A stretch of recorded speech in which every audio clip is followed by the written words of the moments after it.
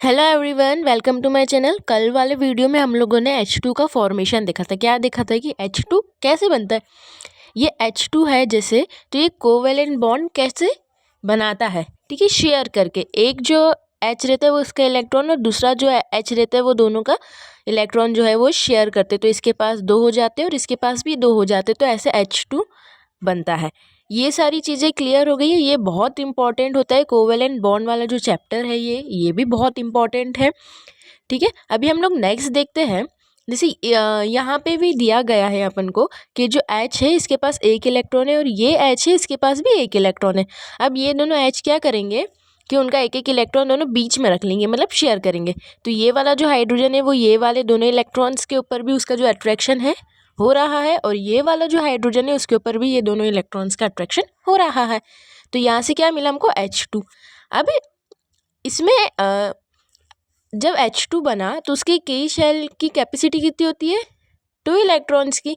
मतलब क्या हुआ कि H के पास तो सिर्फ एक ही शेल होता है K, और उसकी 2 इलेक्ट्रॉन्स की कैपेसिटी जो है वो फुलफिल हो गई है। तो उसने electronic configuration of nearest noble gas करा। मतलब कौन सा नियरेस्ट नोबल गैस करा, हीलियम का, क्योंकि हीलियम के शेल में 2 इलेक्ट्रॉन्स होते हैं, ठीक है।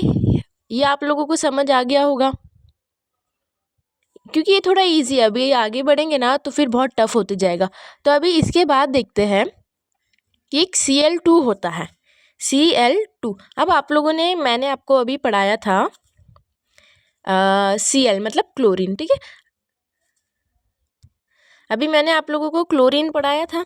क्या पढ़ा था कि Na जो उसके पास एक एक्स्ट्रा इलेक्ट्रॉन होता है वो Cl को दे देता है। Cl के पास क्योंकि 7 इलेक्ट्रॉन्स है लास्ट शेल में, और Na के पास 9 इलेक्ट्रॉन्स है, तो इसका एक इलेक्ट्रॉन इसको दे देगा, तो इस Na के पास भी 8 हो जाएंगे, Cl के पास भी 8 हो जाएंगे, तो दोनों स्टेबल हो जाएंगे। ऐसा मैंने आप लोगों को बताया था, ठीक है। तो ये क्या हुआ, आयोनिक बॉन्ड हुआ। लेकिन जो Cl2 जो है, Cl2 मतलब 2 Cl, वो कोवेलेंट बॉन्ड बनाते हैं। कैसे बनाते हैं वो दोनों कोवेलेंट बॉन्ड। अभी इसके पास 7 इलेक्ट्रॉन्स है लास्ट शेल में, Cl के पास कितने हैं, 1 2 3 4 5 6 और 7। ये Cl के पास भी 1 2 3 4 5 6 और 7।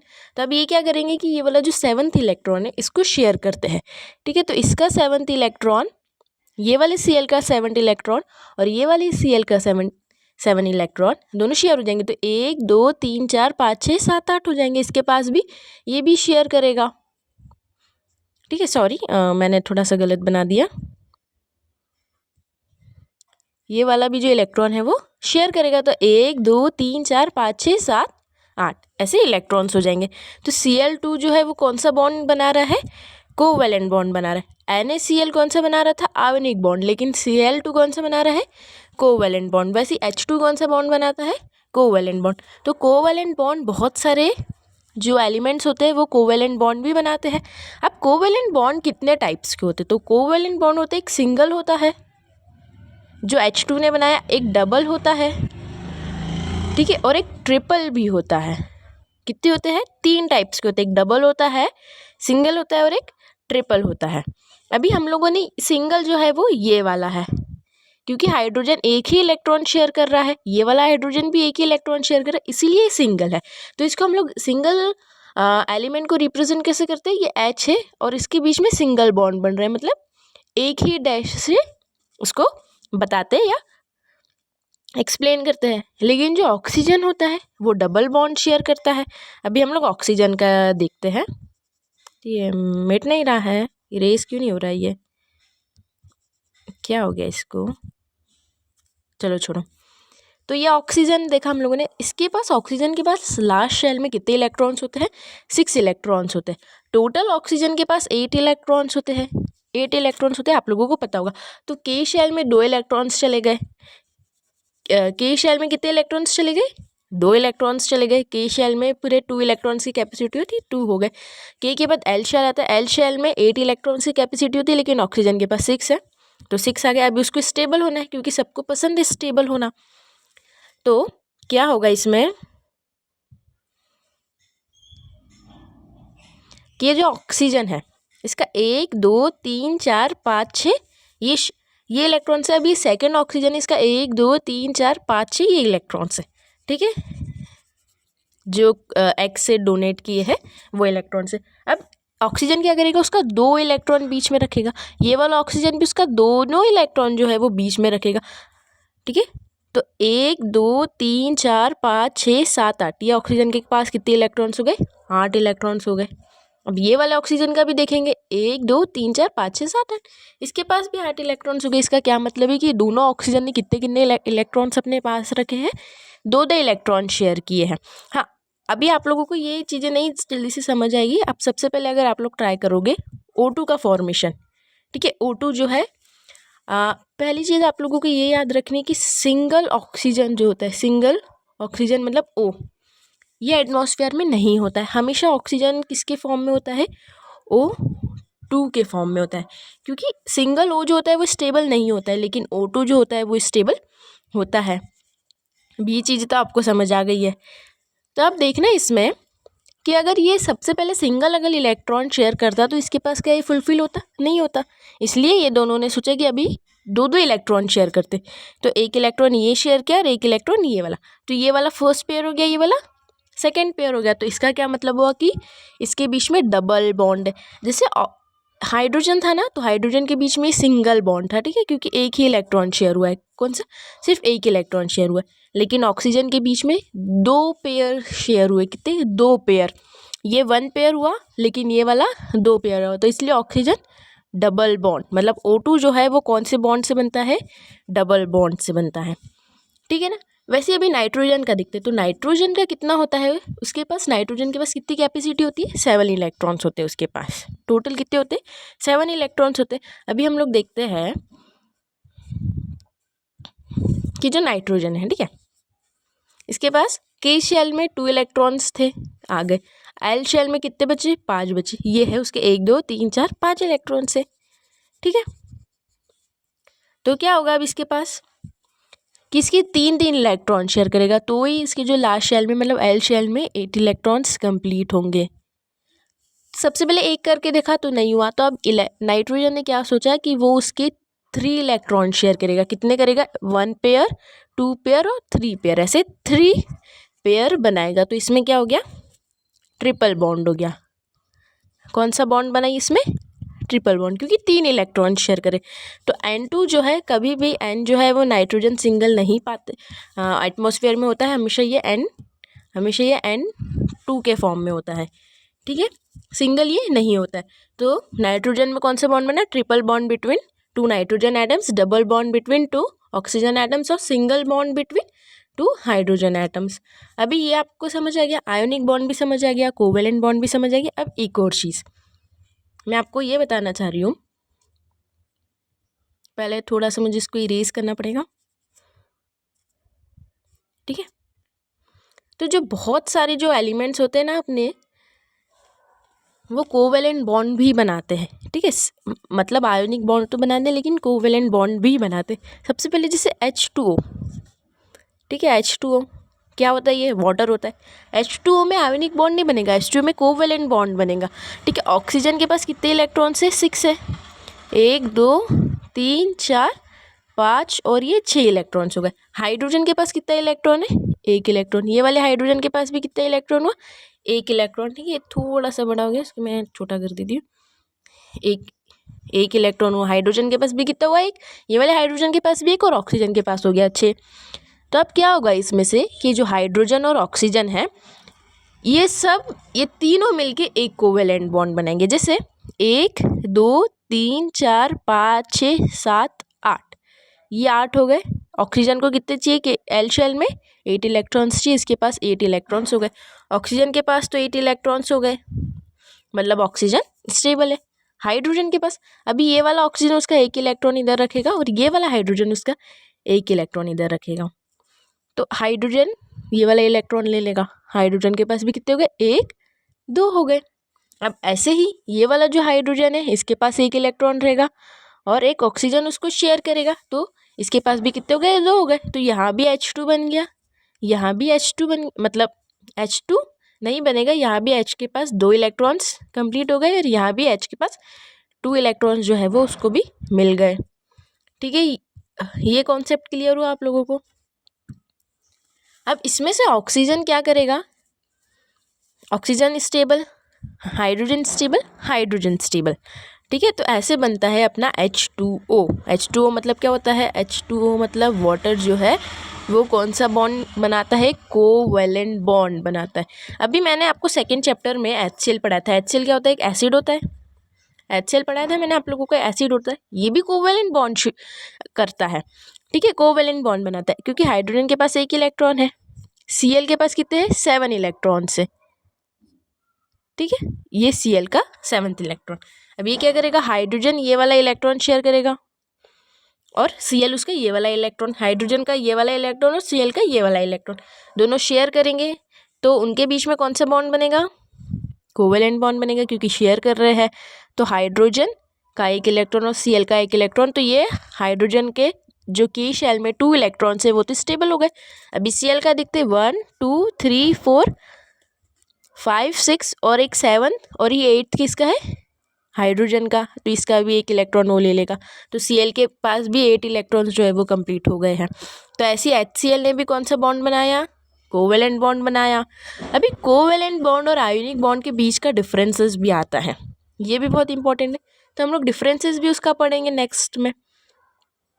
ठीक है, तो ये सब गायब क्यों हो गया मेरा? 2 मिनट है ना, उसको वेट करते वो आएगा। तो ये वाला पैराग्राफ मैंने पूरा पढ़ा दिया है। आई होप ये वाला पैराग्राफ समझ आ गया होगा आप लोगों को। ठीक है, ये भी मैंने तीनों पढ़ा दिए हैं। तो 2 shared pair of electrons is said to be constitute a single bond between the 2 hydrogen atom. Single bond बना लिया। ठीक है, अभी सिंगल बॉन्ड को एक सिंगल लाइन से रिप्रेजेंट करते हैं। ठीक है, सिंगल बॉन्ड को सिंगल लाइन से, डबल बॉन्ड को डबल लाइन से और ट्रिपल बॉन्ड को 3 लाइन से। हाँ, अभी आप लोग सोचोगे कि जो C है C2 भी बनता होगा। ठीक है ना, क्योंकि कार्बन के पास लास्ट शेल में 1 2 3 4 इलेक्ट्रॉन होते हैं, ये कार्बन के पास भी 1 2 3 4 इलेक्ट्रॉन होते हैं। तो आप लोग सोच रहे होंगे जैसे H2 बना, N2 बना, O2 बना, वैसे ही C2 भी बनता होगा। तो C2 जो है कार्बन का जो डाई कार्बन है, ये बहुत रेयर केस में बनता है, बहुत रेयर केस में बनता है। ये चीज़ आपको ध्यान में रखनी है। ये आपको कोई भी नहीं बताएगा कि जो C2 होता है वो बनता है कि नहीं, बहुत रेयर केस में। लेकिन आपको ये याद रखना है कि जो C2 होता है वो बहुत ज़्यादा रेयर केस में बनता है। कैसे? जैसे ये 4 इलेक्ट्रॉन्स है इसके पास और इसके पास भी 4 इलेक्ट्रॉन्स है। ठीक है, अभी ये इसने पूरे 4 इलेक्ट्रॉन इसके शेयर करे, 8 हो गए। इसने भी पूरे 4 शेयर करे, इसके पास भी 8 हो गए।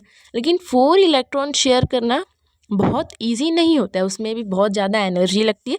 ये बहुत ईजी नहीं होता है कि आप पूरे 4 इलेक्ट्रॉन शेयर कर रहे हो। ठीक है, एक सिलिकॉन होता है ना, सिलिकॉन आपको आगे आएगा इसमें। तो जो सिलिकॉन होता है, ठीक है, उसके भी लास्ट शेल में 4 इलेक्ट्रॉन्स होते हैं और उसको भी 4 इलेक्ट्रॉन्स की ज़रूरत होती है स्टेबल होने के लिए, तो वो भी शेयर करता है। ठीक है, लेकिन हम लोग ना सिलिकॉन के बारे में नहीं पढ़ते क्योंकि सिलिकॉन के बारे में ज़्यादा यूज़ नहीं होता है। कार्बन बहुत ज़्यादा वर्सेटाइल है, मतलब कार्बन का बहुत ज़्यादा यूज़ होता है, तो कार्बन के बारे में ज़्यादा पढ़ेंगे। सिलिकॉन के बारे में बिल्कुल भी नहीं है इस चैप्टर में, और ना आपको आगे ऑर्गेनिक केमिस्ट्री में आएगा।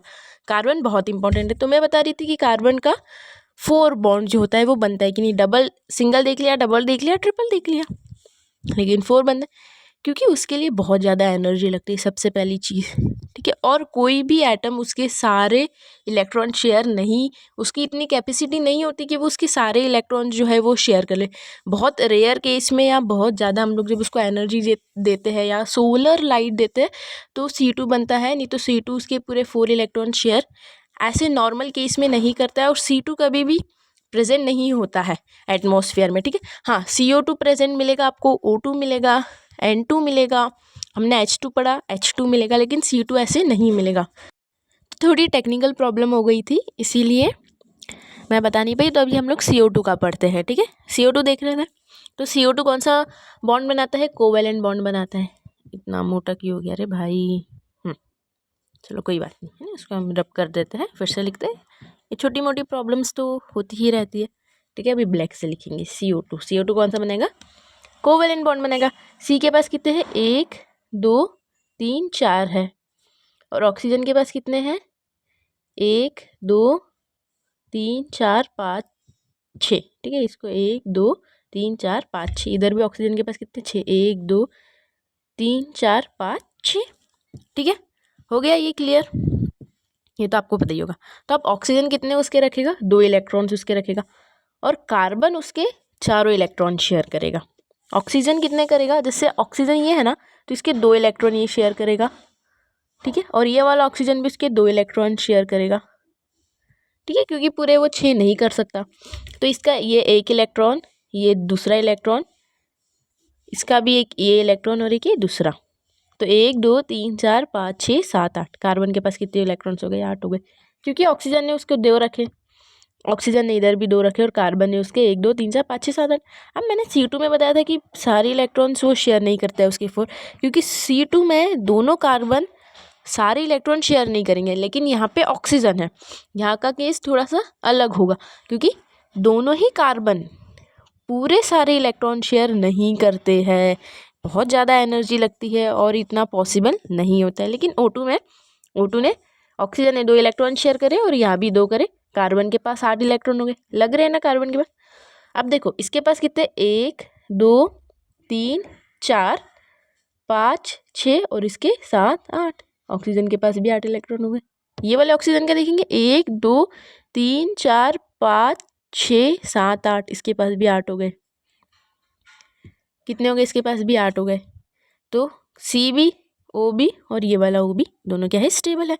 अब एक चीज़ और देखो, C2 वाला जो केस था ना, उसमें वो एक को ही, ये 2 ही थे बीच में, वो 2 को ही पूरे सारे इलेक्ट्रॉन शेयर नहीं कर सकता है। मतलब ये वाला जो कार्बन है ये उसके सारे इलेक्ट्रॉन इसको नहीं शेयर कर सकते, ये वाला जो कार्बन है इसके भी सारे इलेक्ट्रॉन इसको शेयर नहीं कर सकता। लेकिन यहाँ पे क्या हुआ CO2 के केस में कि C ने क्या करा कि थोड़े 2 इलेक्ट्रॉन्स ये वाले O को शेयर करे और 2 इलेक्ट्रॉन्स ये वाले O को शेयर करे, ऐसा हुआ, ठीक है। अब एक चीज़ और आप लोगों ने नोटिस करी होगी कि O2 का स्ट्रक्चर जो था वो मैंने कैसा बनाया था, H2O का जो स्ट्रक्चर था वो मैंने O को ऊपर लिखा था और 2 H को नीचे लिखा था, मतलब ये ट्राइंगल शेप का मैंने बनाया था, ठीक है। और CO2 का स्ट्रक्चर मैंने ऐसा बनाया, लीनियर स्ट्रेट बनाया, और ऑक्सीजन का मैंने H2O का मैंने ट्राइंगल बनाया। ऐसे क्यों बनाया, क्योंकि ये इनकी स्ट्रक्चर्स होते हैं, ये ऐसे ही स्ट्रक्चर्स बनाते हैं। जब हम लोग देखते हैं ना, तो कभी भी आप H2O को ऐसा नहीं लिख सकते हो, या फिर 2 H यहाँ पे, ये वाले सारे गलत होते हैं। हमेशा H ऊपर होता है, 2 नीचे O होते, और ऐसा H2O का फॉर्मेशन होता है, क्योंकि इनकी भी कुछ केमिस्ट्री होती है, ठीक है।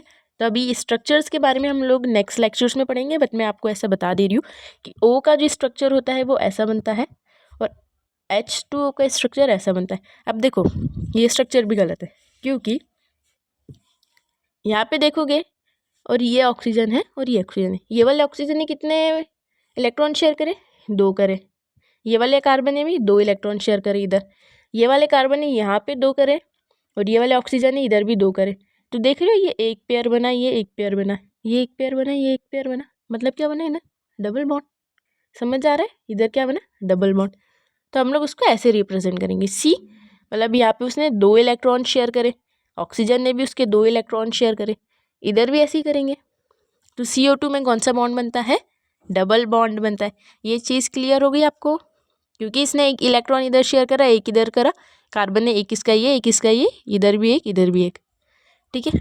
H2 में सिंगल बॉन्ड, O2 में डबल बॉन्ड, नाइट्रोजन में ट्रिपल बॉन्ड। सारे बॉन्ड क्लियर हो गए, ठीक है। आपको इतने अच्छे से कोई भी नहीं बताएगा, इतने सारे एग्जाम्पल से, और C2 का तो आपको कोई भी नहीं बताएगा, ठीक है। तो अब हम लोग देखते हैं, तो इस वीडियो के लिए इतना ही। नेक्स्ट वीडियो से हम लोग, ये वाला चैप्टर कहाँ गायब हो गया ये, तो ये वाला जो पेज है, पेज नंबर 60, उसको कंटिन्यू करेंगे। तो मैंने आप लोगों को ये पढ़ा दिया है, ये पढ़ा दिया, ये पढ़ा दिया, ये पढ़ा दिया, ठीक है। बहुत सारे एग्जाम्पल से आपको बहुत सारी चीज़ें भी क्लियर कर दिए। अब ये जो है, ये जो पैराग्राफ ये जो मैंने पढ़ा है ना Cl2 का, ये इसमें वही है, ठीक है। इधर नाइट्रोजन का, ऑक्सीजन का, ये भी वही है। तो ये वाला पैराग्राफ से हम लोग कल पढ़ेंगे। जब तक के लिए बाय।